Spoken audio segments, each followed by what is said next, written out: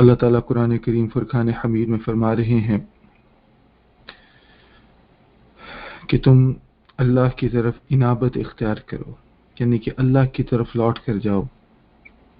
اس کو کہا گیا وَأَنِيبُوا إِلَىٰ رَبِّكُمْ وَأَسْلِمُوا لَهُ مِن قَبْلِ أَن يَأْتِكُمُ الْعَذَابُ ثُمَّ لَا تُنصِرُونَ،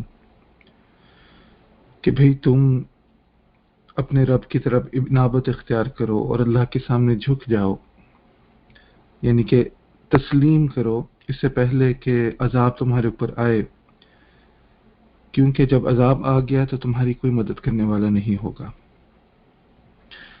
تو اس سٹیج کے اندر، اس منزل کے اندر، اس کیفیت کے اندر انسان کو ایک بہت ہی مخلص اور سچی قسم کی توبہ نصیب ہوتی ہے، کیونکہ کچھ لوگوں کے لیے توبہ کیا ہوتا ہے کہ صرف سوری کہہ دینا،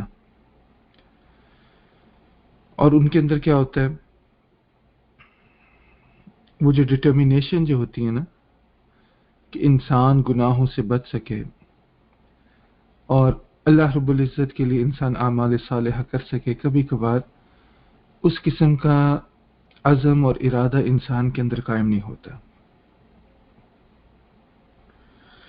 لیکن اصل میں ایک مومن بندے کو کیا دکھانا ضروری ہے کہ ہم لوٹ کر اللہ کی طرف جا رہے ہیں، یہ اصل میں توبہ ہے، اس کو انابت کہا جاتا ہے۔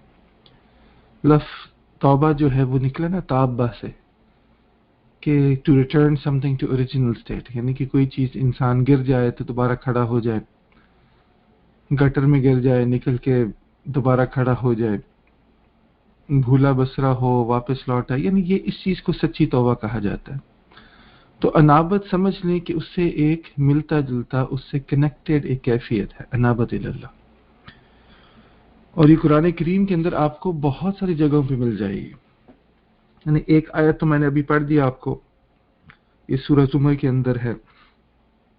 اس کے علاوہ اللہ تعالیٰ ابراہیم علیہ السلام کو جب ان کے بارے میں بات کرتے ہیں، اِنَّ إِبْرَاهِيمَ لَحَلِيمٌ أَوَّاهٌ مُنِيبٌ، یعنی کہ اس میں کوئی شک نہیں کہ ابراہیم علیہ السلام حلیم تھے، یعنی کہ ان کے اندر حلم تھا، ان کے اندر فوربیرنس تھی، برداشت کرنے کا ان کے اندر مادہ تھا۔ اواہن گریونگ، یعنی کہ جس کے اندر ایک دکھ ہوتا ہے، جس کے اندر ایک غم ہوتا ہے، اور منیب تھے۔ منیب یعنی کہ ایڈجیکٹو جس کو کہتے ہیں، تو انابت سے منیب نکلا۔ منیب کیا ہوا کہ وہ جو اللہ کی طرف لوٹنے والا بندہ ہو۔ تو یہ آپ کو ابراہیم علیہ السلام کی زندگی کے اندر ایک عام بات ملے گی کہ وہ اللہ کی طرف لوٹنے والے تھے۔ پھر اللہ سبحانہ و تعالی فرماتے ہیں من خشی الرحمن بالغیب وجاء بقلب منیب، یہاں پہ دل کی حالت کی بیان کی جا رہی ہے۔ تو سب سے پہلے انابت کا کہا حکم کے طور پر کہ اللہ کی طرف انیبوا الی ربکم، کہ اللہ کی طرف لوٹ کر جاؤ۔ پھر ایک انابت والے کا تذکرہ کر دیا، یعنی کہ منیب کون؟ ابراہیم علیہ السلام۔ پھر یہاں تیسرے آیت کے اندر قلب منیب کی بات کی گئی۔ قلب منیب کیا مطلب؟ کہ وہ بندہ کہ جو خشیہ الرحمن، اللہ تعالیٰ کے ساتھ خشیت اختیار، رحمان کے ساتھ خشیت اختیار کرتا ہے بالغیب۔ غیب یعنی وہ چیز کہ جو انسان کے ظاہر یعنی کہ کانشسنس کے سامنے نہ ہو، غیب کے اندر ہو۔